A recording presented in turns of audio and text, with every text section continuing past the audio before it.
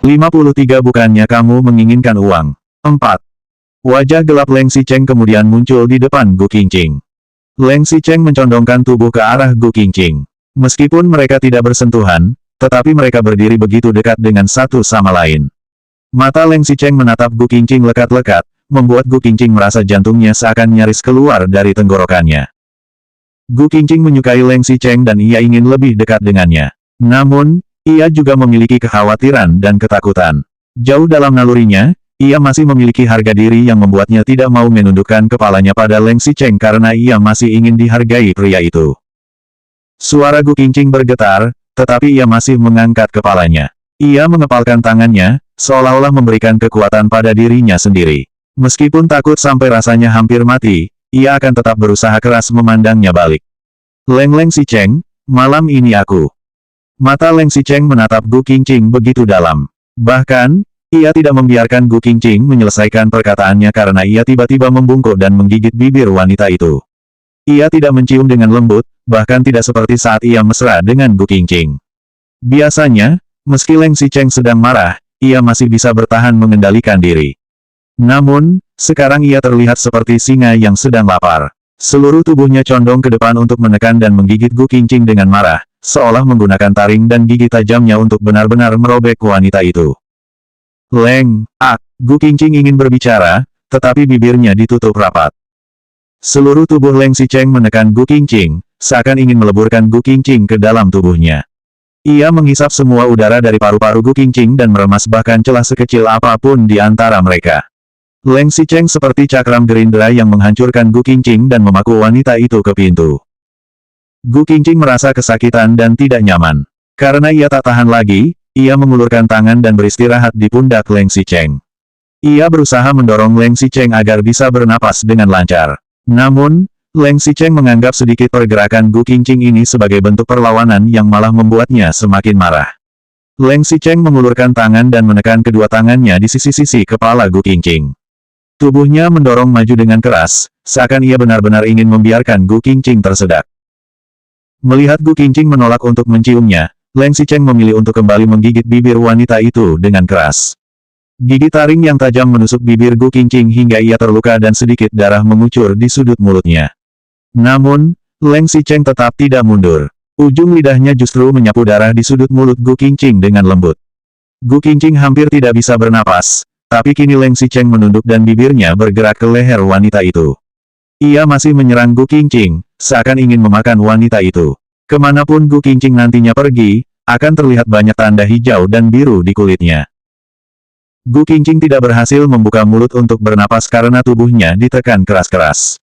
Setelah beberapa kali mengambil napas, Gu Qingqing batuk dan memprotes, "Leng Xicheng, apa yang ingin kamu lakukan?" Jika Leng Xicheng ingin melakukannya, kita bisa kembali ke rumah. Tidak harus di luar sini. Untuk apa melakukannya di tempat seperti ini? Batin Gu Qingqing. Meskipun ia merasa apa yang terjadi padanya malam ini masih sedikit tidak adil, ia tidak cukup bodoh untuk membicarakan hal ini dengan Leng Xicheng yang sedang marah. Leng Xicheng mengangkat kepala dan lehernya. Pupil kuningnya tampak agak merah di bawah pantulan cahaya bulan seperti vampir. Dada Leng Xicheng naik turun dan sorot matanya seolah ingin membunuh wanita itu. Apa yang ingin aku lakukan? Sekarang aku tanya, apa yang kau inginkan? Gu Qingqing baru akan menelepon Leng Xicheng hanya saat ingin meminta uang dan meminta bantuan. Ia mulai khawatir saat melihat ke saku Leng Xicheng yang akan memberinya sedekah, lalu menagih bayaran darinya. Namun, kali ini Gu Qingqing tidak meminta uang kepada Leng Xicheng. Apa dia merasa sudah kuat dan mandiri soal uang? Bahkan ia tidak repot-repot melayani dan menyanjungku seperti biasanya. Begitu pikir Leng Xicheng. Baginya, yang paling kejam adalah Gu Qingqing. Baginya, yang paling tidak punya hati juga adalah Gu Qingqing. 54 bukannya kamu menginginkan uang. 5. Gu Qingqing ingin menghindari Leng Xicheng. Ia pun berkata, jika kamu menginginkannya, bisa pulang ke rumah. Aku menginginkannya, ulang Leng Xicheng. Tak disangka setelah ia mendengar perkataan Gu Qingqing, ia mendengus kemudian mencibir wanita itu sambil mendecih. Di mata Gu Qingqing, Leng Xicheng hanya sebuah ATM. Ia hanyalah dompet ketika Gu Qingqing tidak punya uang. Ia pun berpikir, baik, biarkan aku menjadi satu-satu dompetnya Gu Qingqing. Biar Gu Qingqing tidak bisa lepas dari telapak tanganku seumur hidup. Dengan kilatan tajam di matanya, Leng Xicheng meraih pergelangan tangan Gu Qingqing. Cengkeramannya begitu kuat, seakan mau mencekik mati Gu Qingqing. Ya, aku menginginkannya. Tubuhmu adalah seluruh nilaimu, dan kamu hanya memiliki nilai yang sedikit ini. Jika kamu tidak menjualnya padaku, kamu mau menjualnya pada siapa? Bukannya kamu mau uang, aku akan memberikannya padamu. Leng Xicheng menarik Gu Qingqing ke samping dan membuka pintu belakang mobil, lalu mendorong wanita itu masuk. Gu Qingqing pun mengira bahwa Leng Xicheng hendak mengebut lagi. Setelah dilempar Leng Xicheng ke dalam mobil, Gu Qingqing pun segera bangkit dari kursi mobil dan ingin pergi. Namun, Leng Xicheng tidak masuk ke kursi pengemudi dan malah ikut masuk ke kursi belakang mobil. Kemudian, ia menatap Gu Qingqing dengan suram. Jika ingin melakukannya, kenapa harus pulang? Setelah kulihat, di sini sangat bagus. Gu Qingqing membeku. Otaknya yang masih mengalami asfiksia, belum bisa menganalisis maksud kata-kata itu. Namun, Leng Xicheng tidak perlu analisis Gu Qingqing dan dengan cepat beraksi sendiri. Leng Xicheng akan mengendalikan skenario ini sesuai dengan yang ia mau. Leng Xicheng segera memanjat ke atas dan menarik garis leher gaun Gu Qingqing dengan tangan besarnya. Ia bahkan terlalu malas untuk menemukan resleting sehingga ia langsung menarik dua bagian gaun itu dengan kuat. Kret, kret.